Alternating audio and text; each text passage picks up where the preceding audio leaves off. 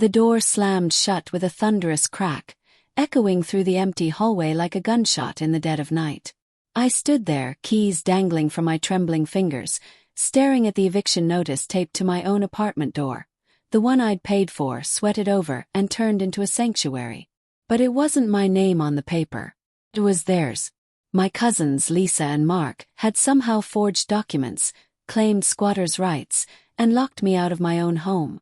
The fury hit me like a tidal wave, hot and choking, my vision blurring with tears of rage as I pounded on the door, screaming their names until my throat burned raw. Inside I could hear their muffled laughter, the clink of glasses. My glasses, celebrating their victory. That was the moment I snapped, the betrayal carving a jagged scar across my soul. Revenge wasn't a choice anymore. It was oxygen. It started innocently enough, or so I told myself in those early days of denial. Lisa and Mark were family after all. Blood ties that stretched back to childhood summers at Grandma's farm, where we'd chase fireflies and share secrets under the stars.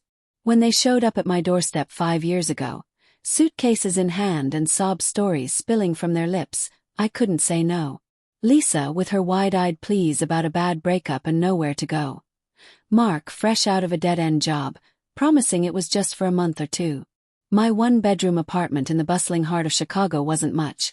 A cozy nook with creaky wooden floors, a kitchenette that smelled perpetually of coffee, and a view of the L train rattling by. But it was mine, bought with years of scraping by as a graphic designer. First, it was almost fun. We'd stay up late, binge-watching old movies on my worn couch, the room filled with the buttery scent of popcorn and their easy laughter. "You're a lifesaver, cuz," Lisa would say, hugging me tightly. Her perfume a mix of vanilla and desperation. Mark would clap me on the back, his calloused hands from odd jobs leaving faint imprints on my shirt. "We'll be out of your hair soon. Promise." But weeks turned to months, and promises evaporated like morning fog. They sprawled out, claiming space. Lisa's makeup cluttering the bathroom sink, Mark's gym bags tossed in the corner, reeking of sweat. Bills piled up. Electricity from their endless streaming, water from Lisa's hour-long showers. And when I gently broached the subject, they'd exchange glances, murmur apologies, and hand over a token $20. I buried the resentment then, deep in my chest where it festered like an untreated wound. Work consumed me. Deadlines for freelance gigs kept me hunched over my laptop till dawn, the blue glow illuminating my growing exhaustion. Meanwhile they lounged. Lisa scrolled through social media, dreaming aloud of influencer fame. Her posts featuring my apartment as her chic urban pad. Mark played video games, the controller clicks punctuating his days, occasionally vanishing for job hunts that smelled suspiciously of bar hops. I rationalized it. Family helps family. But inside, doubts whispered. Why me? Why always me? Heartbreak from my own failed relationships had left me isolated, clinging to these ties like lifelines. Humiliation crept in when friends visited, raising eyebrows at the chaos. "Still got the roomies?" they'd ask, and I'd force a smile, my cheeks burning. The turning point came 2 years in, on a stormy evening when thunder rattled the windows like angry fists.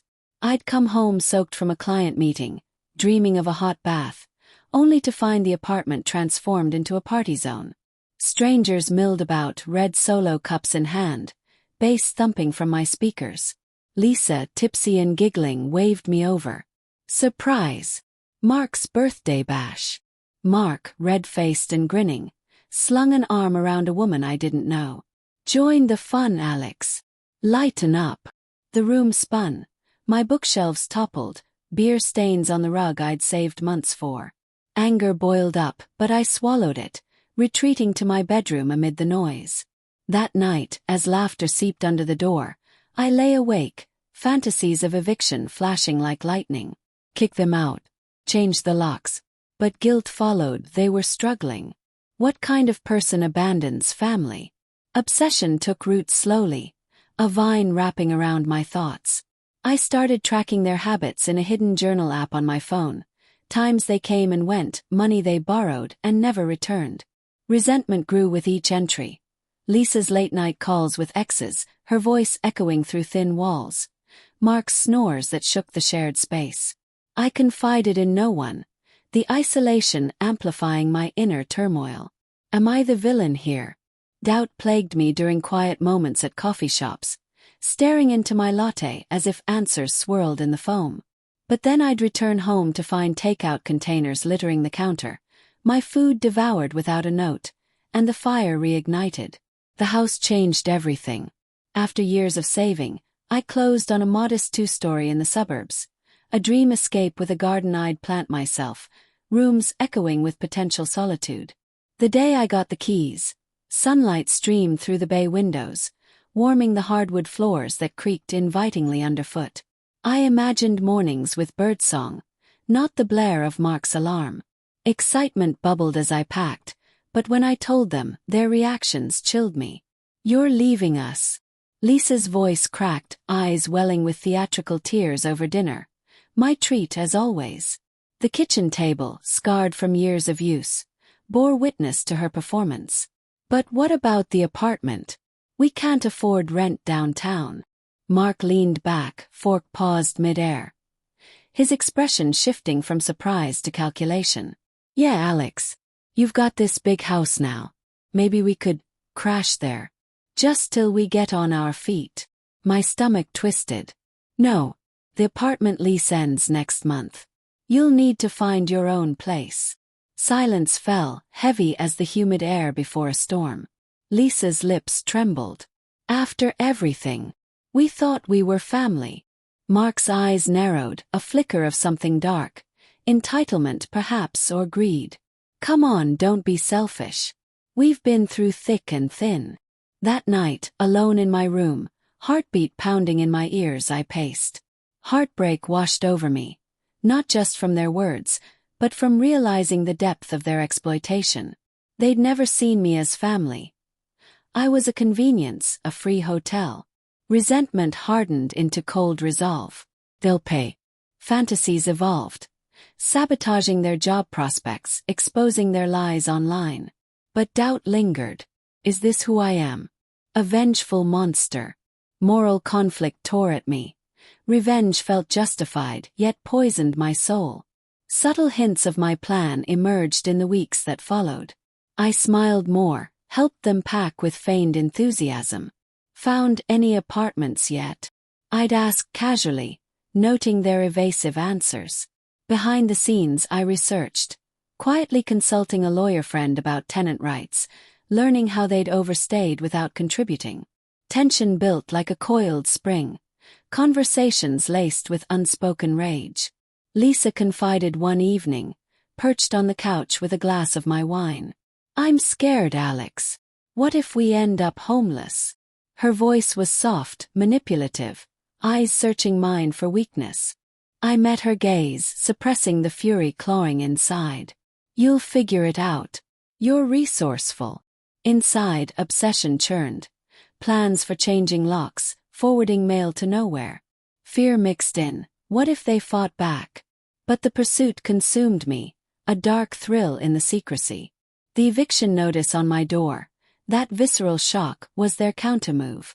They'd beaten me to it, claiming the apartment as theirs through some legal loophole, forged signatures on old emails I'd sent offering temporary stay. Standing there, rain now pelting down, soaking my clothes to the skin, I felt humiliation like a physical blow. My phone buzzed. A text from Lisa. "Sorry, cuz. Had to protect ourselves." Rage exploded. I hurled the phone against the wall, the crack satisfying yet hollow. That night, crashing at a motel with peeling wallpaper and the hum of a faulty AC, I plotted in earnest. No more subtlety. Revenge would be surgical, exposing their fraud, ruining their reputations. Guilt flickered, their family, but cold resolve drowned it. The house waited, a symbol of my new life, but first, justice. As days blurred, I gathered evidence. Screenshots of their social media boasts, bank statements showing my solo payments. Inner thoughts raced. What if I go too far? But betrayal's sting propelled me. Suspense simmered. They had no idea the storm brewing. Moving into the house was a bittersweet ritual. boxes stacked in the sunlit foyer like monuments to my escape. The air smelled of fresh paint and possibility, but resentment lingered, a shadow in every corner. Lisa and Mark had won the apartment battle, gloating in texts that dripped false sympathy. "Congrats on the house. We'll visit soon."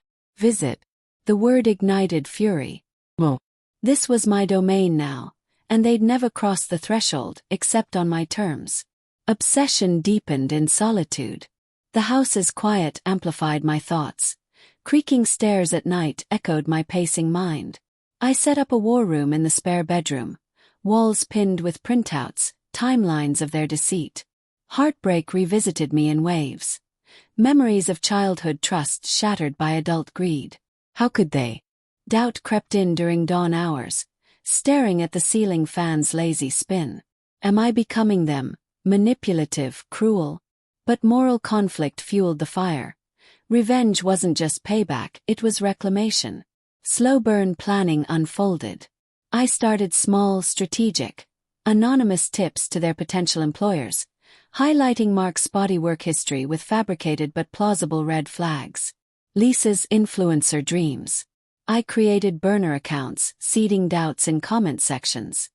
Isn't that someone else's apartment in her pics? Tension built through silence. They reached out less, perhaps sensing the shift. Then the invitation. A month after the move, I texted them. "Housewarming party this weekend. Come celebrate." Their reply was eager, emojis flooding the screen. Wouldn't miss it. Inside, cold resolve settled like frost. The party would be intimate, just us, no witnesses. I prepared meticulously. Stocked the fridge with their favorite beers, arranged the living room with plush seating that invited lingering. But hidden were the tools of vengeance. Cameras in corners recording every word. A folder of evidence on the coffee table, disguised as party props. The day arrived, sky overcast with impending rain, mirroring the storm inside me. They pulled up in Mark's battered sedan, honking cheerfully. Lisa emerged first, arms laden with a cheap bottle of wine, her smile too bright. "Wow, Alex! This place is amazing." Mark followed, clapping me on the back with forced joviality. "Proud of you, cuz. Sorry about the apartment drama." We settled in the living room, the scent of appetizers wafting from the kitchen. Shrimp cocktail, their weakness. Dialogue flowed naturally at first, laced with undercurrents. "So, how's the new pad treating you?" Lisa asked, sipping wine, her eyes darting around appraisingly. "Great," I replied, voice steady despite the pulse in my temples. "Quiet. Private." Mark chuckled. "Bet you miss our company, though." Suppressed rage simmered. I forced a laugh. "Sometimes." As evening deepened, shadows lengthening across the polished floors, I steered the conversation. "Remember when you first crashed at my place? Good times." Lisa nodded nostalgically. "Yeah, you were so generous." Mark added. "We owe you, man." The hook. "Actually, about that." I pulled out the folder, sliding it across the table. "I've been thinking about repayment." Their faces paled as they flipped through. Bills, emails, the forged documents exposed. "What is this?" Lisa whispered, voice trembling. "Evidence," I said calmly, though fury roared inside. "Of how you betrayed me. Stole my home." Mark blustered. "This is bullshit. We were family." "Family doesn't forge signatures," I countered, voice rising. Tension crackled. Rain now pattered against windows like accusatory fingers. They argued, excuses tumbling out. Desperation, misunderstandings, but the cameras captured it all. The twist unfolded slowly. I'd laced the shrimp with a mild laxative. Not harmful, but enough for discomfort, a petty start. As they squirmed, I revealed more. I'd contacted their landlords, shared the fraud. Job offers withdrawn. Lisa's tears came, real this time. "Please, Alex. We're sorry." Mark's anger flared. "You psycho.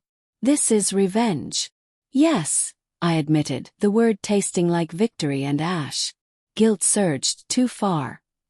But resolve held. I escorted them out into the downpour, their car sputtering away. In the aftermath, quiet descended. But the payoff came weeks later. An email from Lisa, begging forgiveness. Mark's social media silent, jobs lost. Poetic justice. Perhaps. Yet unexpected consequences haunted me.